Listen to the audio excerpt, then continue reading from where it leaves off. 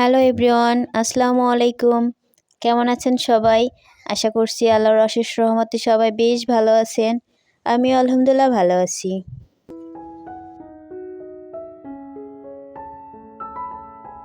সবাইকে ওয়েলকাম করছি টুনাটুনি সংসারে নতুন আরেকটি লাইফস্টাইল ব্লগ ভিডিও দেখার জন্য। ভিডিও শুরুতেই সবাইকে একটা রিকোয়েস্ট করে নিচ্ছি, আমার ভিডিওটি ভালো লেগে থাকলে আপনারা ছোট একটা লাইক দিয়ে ভিডিওটা কন্টিনিউ করবেন। আপনাদের ছোট একটা লাইক আমার জন্য খুবই গুরুত্বপূর্ণ। আপনারই মতো অনেকের কাছে আমার ভিডিওটি পৌঁছে দিতে সাহায্য করবে, সেই সাথে নতুন দিনের নতুন আরেকটি ভিডিও মেক করার উৎসাহ জাগিয়ে তুলবে।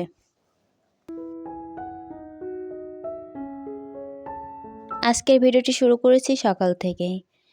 আজকে সকালে ঘুম থেকে উঠেই দেখি অনেক কুয়াশা। চলে গিয়েছিলাম প্রথমে একটু আমাদের নিজেদের খেতে গিয়ে কিছু শাকসবজি তুলে নিয়ে এসে চলে আসলাম বাসায় এসে এখানে আমার বড় আপু অনেক জিনিস নিয়ে এসেছিল, সেগুলো একটু বের করে নিলাম। এখানে অনেক কিছুই ছিল। প্রথমে 2টা নারিকেল, বাসমতি চাল, টমেটো সস, সাবুদানা, কাচ্চি মশলা, সয়া সস, পোলাও চাল, সাথে অনেক কিছুই ছিল। সেগুলো এক একে বের করছিলাম আর আপনাদেরকে দেখাচ্ছিলাম। সাথে ছিল একটা সুন্দর স্টিলের প্লেট। প্লেটটা ছিল অনেক হেভি, অনেক ভারী। প্লেটটা নিয়ে এসেছিল আমার আব্বুর জন্য।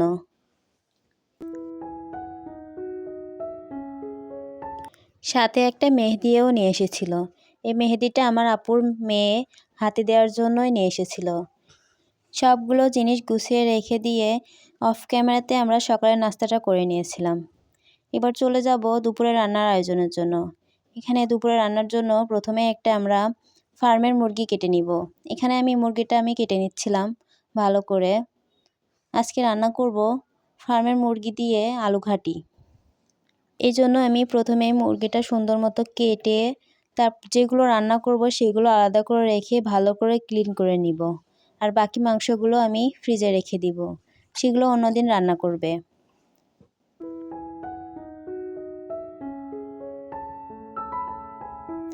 এদিকে আমি মুরগিটা ভালো করে কেটে ক্লিন করে নিয়েছিলাম।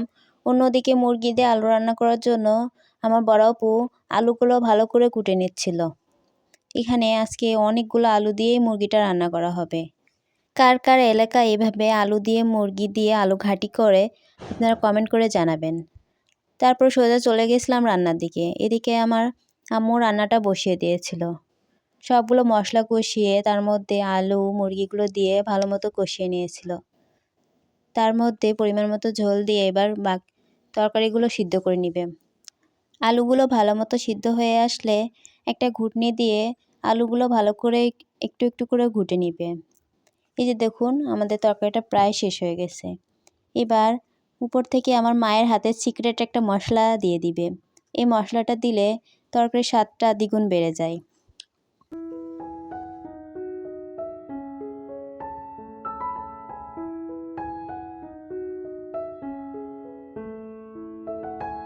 সবশেষে আলু ঘাটির ফাইনাল লুকটা আপনাদেরকে দেখিয়ে দিলাম। কেমন হয়েছে আলু ঘাটিটা আপনারা কমেন্ট করে জানাবেন। তারপরে আমরা অফ ক্যামেরাতে দুপুরের খাবারটাও খেয়ে নিয়েছিলাম। দুপুরে খাবার শেষ করে আমরা একটু বাইরে রোদে বসেছিলাম। এখানে 2টা বিড়াল ছানা ছিল, এটা একটু ভিডিও ক্লিক করে নিলাম। তারপরে চলে আসলাম এটা বিকালের দিকে আমরা সবগুলো বোন মিলে চলে গিয়েছিলাম আমাদের গ্রামের বাজারে। গ্রামে গিয়েই প্রথমেই মাছের বাজারটা একটু ঘুরে ঘুরে দেখছিলাম।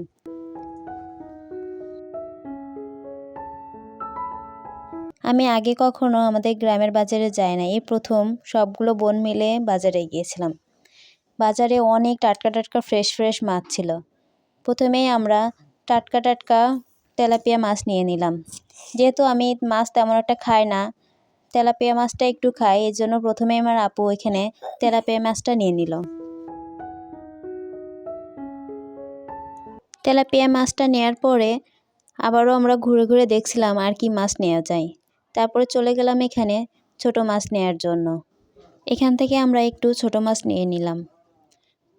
সব মিলিয়ে 3 রকমের মাছ আমরা নিয়েছিলাম। মাছ কেনা শেষ করে চলে গেলাম ফ্রেশ ফ্রেশ সবজির দোকানে। প্রথমেই আমরা এখান থেকে ফ্রেশ টাটকা ফুলকপি নিয়েছিলাম। তারপরে কিছু টমেটোও নিয়েছিলাম। টমেটোগুলো অনেক ফ্রেশ, একদম দেশি টমেটো ছিল।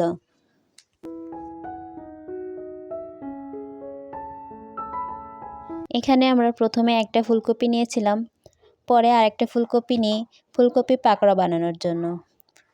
ফুলকপিটা আমি হাতে নিয়ে একটু দেখছিলাম, বেশ সুন্দর ছিল ফুলকপিটা।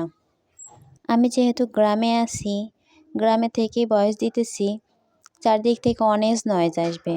প্লিজ সবাই নয়েজগুলো ক্ষমাসুন্দর দৃষ্টিতে দেখে আমার ভিডিওটা ফুল ওয়াচ করবেন। আর আপনারা যারা এখনও আমার চ্যানেলটি সাবস্ক্রাইব করেননি, প্লিজ আমার চ্যানেলটি সাবস্ক্রাইব করে দিবেন।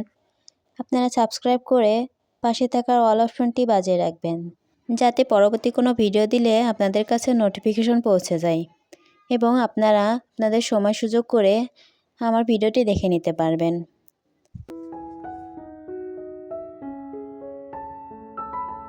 ফুলকপি টমেটো নেওয়া হয়ে গেলে পাশে ছিল একটা বেগুনের দোকান, চলে যায় সেখানে। এখান থেকে আমরা টাটকা টাটকা ফ্রেশ 1 কেজি বেগুন নিয়ে নিই।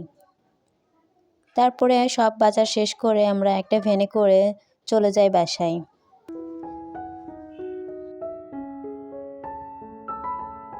আমি যখন অনেক ছোট ছিলাম তখন আব্বুর সাথে বাজারে যেতাম, তারপর আর কখনো বাজার যাওয়া হয় নাই।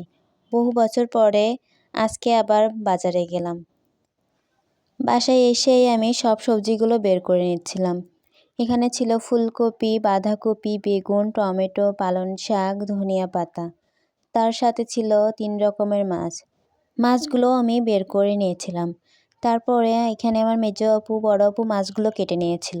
আজকের মতো এখানেই। সবার সুস্বাস্থ্য কামনা করে বিদায় নিচ্ছি। আল্লাহ হাফেজ। আসসালামু আলাইকুম।